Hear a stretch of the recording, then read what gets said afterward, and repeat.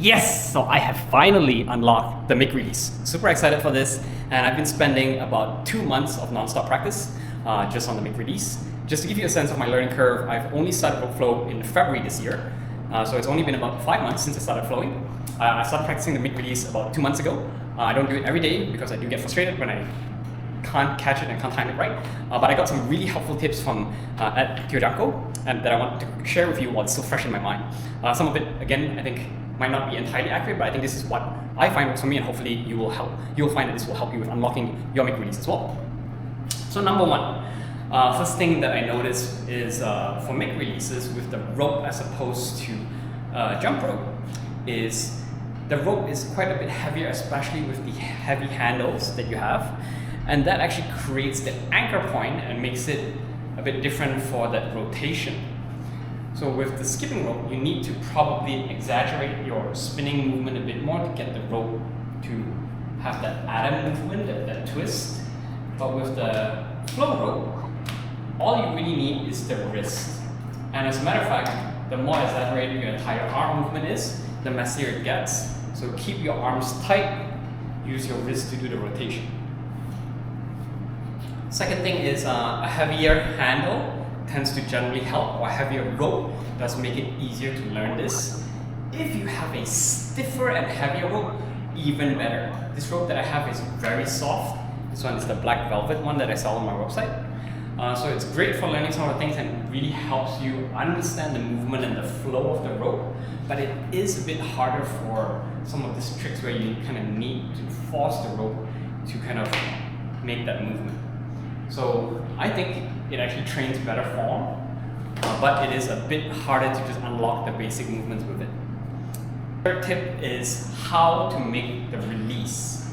So with the MIG release, if you're going from an overhand position, what you want to do is you release with the same side hand.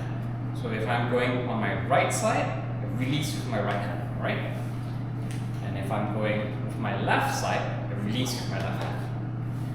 And how you release is, what I learned is when I was trying to learn from skipping rope, they have two main ways. One is called the wrist pop, where you pop it off your wrist like that. And then the other one is called the tissue box, I think, where it's more like pulling up some tissue from the box.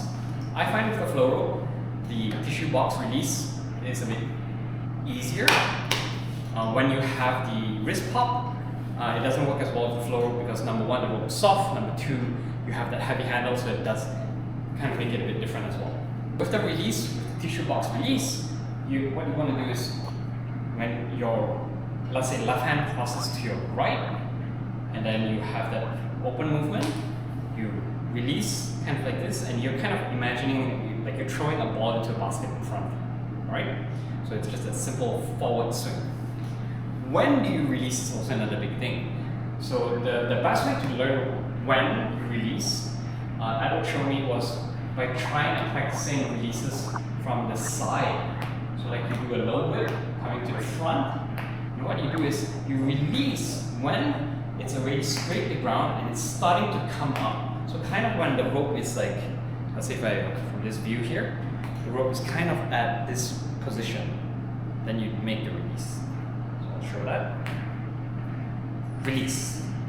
Right? If you're combining both of those together, when the rope is kind of towards the back over there, after it's straight the ground towards my lower back, then I make the release. Alright? And if you're doing it from the underhand, the opposite is true. So if you're releasing from underhand, instead of same side hand making the release, now you make the release with your opposite hand. So if I'm going from my right to left, then what I need to do is I release my right hand and then I twist with my left hand. Right? And then if I'm going from my left to right, I release with my left hand and I spin with my right hand. Now that we kind of have the release kind of in mind, both how to release and when to release, the next thing to get used to is getting it into that twisting motion. So in a lot of videos they show you like practice the atom pattern, where you basically have the rope go around like this. A nice atom is basically just one single arch that you can see like this. If you have two kind of like this, then that's wrong, right? So this is wrong.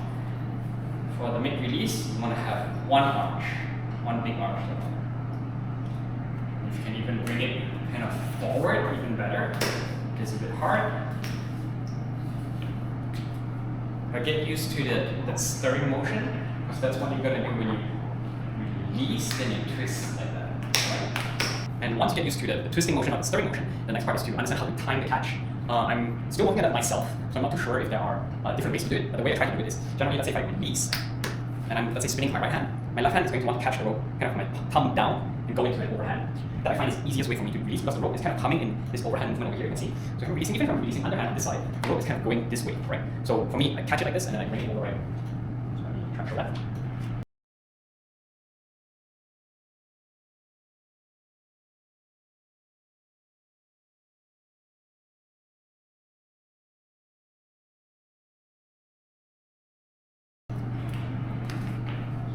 So just doing some practices, I noticed that actually you can also catch with kind of your palm up this way, because what's going to happen is when you rotate the rope like this, there's going to be a point when the rope is coming towards this way. So you basically have it come towards and plop on your hand like that. But the window for doing that might be a bit smaller, because it's only going to plop when it swings down this way. Let me see if I can do it here.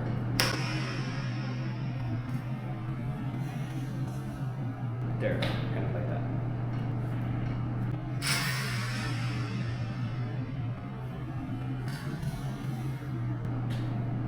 And then the next step, which I'm still really working on, is after the catch, continuing the movement so that you don't just stall and stop the rope. So release, catch, swing. Release, catch, release, catch, swing. Great. I do find it's relatively easy to go from an underhand sneak as well to do the release. And what I notice really helps is, normally when you do the underhand sneak, you tend to, let's say if I'm going on my right side, my body turns to my left, and that way I have easier access to have my left hand come behind. But when you want to do the release, you actually need to make sure that your body is not turning too much, because it's kind of hard to do the twist in this awkward position. So you want to actually be a bit more neutral, be a bit more forward facing, or even better if you face a bit more to the right. So if I'm sneaking on the right, let's say over here, sneak to the right, twist, and then you notice I'm actually turning more to my right, so it's easier for me to catch the other end of the rope. So I'll show that again. Underhand, right, roll. Underhand sneak, my sneak comes behind, and then what I do is I then release this hand that's behind my back.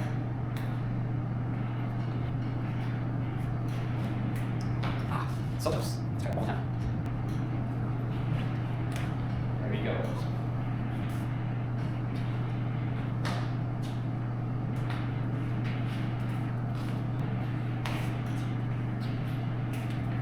So again, big thank you, Ed, for helping me unlock the MIG release.